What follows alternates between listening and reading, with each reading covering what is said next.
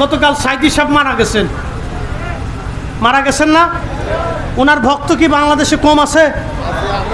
লক্ষ লক্ষ ভক্ত ওনার সারা দেশে লক্ষ লক্ষ ভক্ত।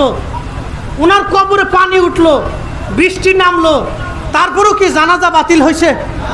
কবর দেওয়া বাতিল হয়েছে? ওনার কোনো ভক্ত কি ওনার সাথে কবরে যাইতে পারে নাই? তো ওনার লক্ষ লক্ষ ভক্ত হয়ে ওনার কবরে জানাজা বাতিল হলো না, কবর 3 দিন স্থগিত হলো না যে বৃষ্টি নামা থামুক, আমরা পরে করব, তাড়াতাড়ি কবর দেওয়া হলো, এটা শরীয়তের আইন। কবরে ওনার সাথে কেউ যেতে পারলো না, লক্ষ লক্ষ ভক্ত ওনার পাশে বসে ওনার কবর ধরে কেউ কাঁদতেছে, ওনাকে কেউ সোনা দিচ্ছে। এই যে মানুষ অন্তর থেকে ভালোবাসে, এটা একটা তার বাহ্যিক প্রমাণ। যদিও তাদের অনেক আলেমরা এরকম ফতোয়া দিছে এগুলি শিরিক, এগুলি বেদাত, এগুলি হারাম।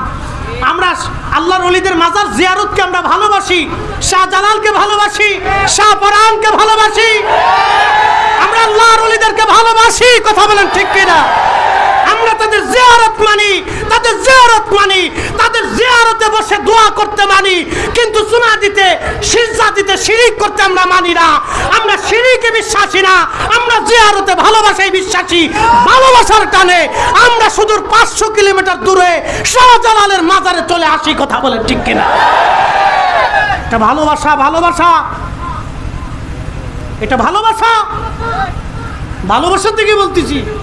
আপনি হাজার দলিল দিলেও আমি শাহজালাল ইয়ামানি মুজাররিদের ভালোবাসা থেকে ফিরবো না।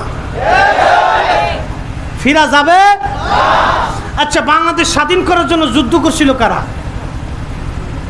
মুক্তিযোদ্ধা। এটা তো সত্য নাকি বলেন?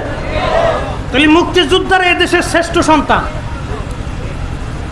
ডিসি হন, এসপি হন, প্রধানমন্ত্রী, প্রধান রাষ্ট্রপতি, প্রধান বিচারক হন, প্রধান সেনাপতি হন, পুলিশ প্রধান হন, যাই হন, মুক্তিযোদ্ধার কাছে আপনি কিছুই না, আমি কিছুই না। মানে এটা হলো দেশীয়ভাবে, অর্থাৎ দেশ মাতৃকতায়, দেশের ভালোবাসায় মুক্তিযোদ্ধারা এদেশের সূর্য সন্তান, শ্রেষ্ঠ সন্তান।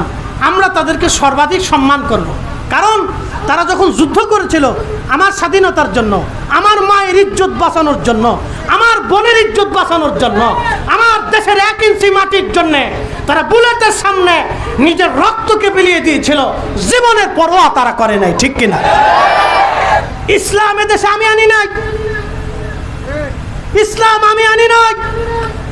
আজকে আপনারা মঞ্চ তৈরি করেছেন, আমি চেঁচিয়ে যাচ্ছি, চিল্লা ফিল্লা করে যাচ্ছি, কিন্তু এই মঞ্চ তৈরি করার জন্য, এই কালেমার আযানের জন্য, এই দ্বীনের জন্য, এই নামাজের জন্য, এই হকের বাণীর জন্য, এই তাওহীদের জন্য, এই রিসালাতের জন্য 360 আউলিয়া হাজার হাজার মাইল পথ পায়ে হেঁটেছে, বজ্রায় চলে, সমুদ্র পাড়ি দিয়ে, আকাশের রৌদ্র মরুভূমি পাড়ি হয়ে, গরমের উত্তাপ সহ্য করে, বৃষ্টিকে উপেক্ষা করে, গাছের নিচে ঘুমিয়ে, গাছের পাতা খেয়ে,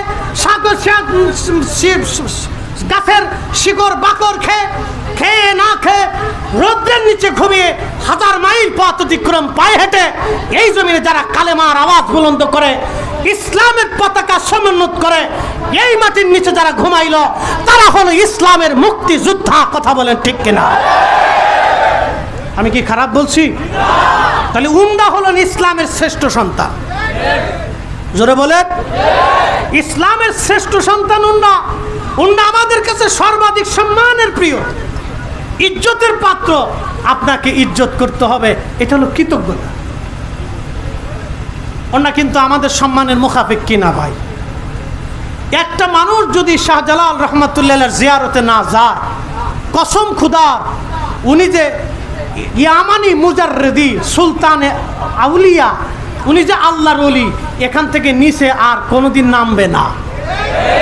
কথা ঠিক কিনা? কারণ নির্বাচিত মেম্বার, চেয়ারম্যান, মন্ত্রী পরিষদ বলেন, এমপি বলেন, ভোটের মাধ্যমে হয়, জনগণের সিলের মাধ্যমে হয়, কিন্তু আল্লাহর ওলি কিন্তু ভোটের মাধ্যমে হয় না। আল্লাহর ওলি আল্লাহ কর্তৃক নির্বাচিত হয়। ঠিক কিনা? আমাদের নির্বাচনের ভিতরে ভুল হইতে পারে, কিন্তু আল্লাহর নির্বাচনে, জোরে কর না, আল্লাহর নির্বাচনে ভুল নাই। অতএব আল্লাহর ওলিদেরকে আপনারা ইজ্জত করবেন। আপনি যেই মতের হন, যেই দলের হন, যেই রাজনীতির হন, যেই বংশের হন, যেই কওমের হন, আপনি তাবলীগ করতেছেন, কওমিতে আছেন, আপনি সুন্নিতে আছেন, আপনি ওই রাজনীতি কোন দল করে সেটা আপনার ইচ্ছা, কিন্তু শাহজালাল, ইয়ামানি, মুজাররিদি আমাদের সবার। না হাত উঁচা করে বলেন ঠিক কিনা? আল্লাহর ওলিরা আমাদের সবার, ঠিক কিনা?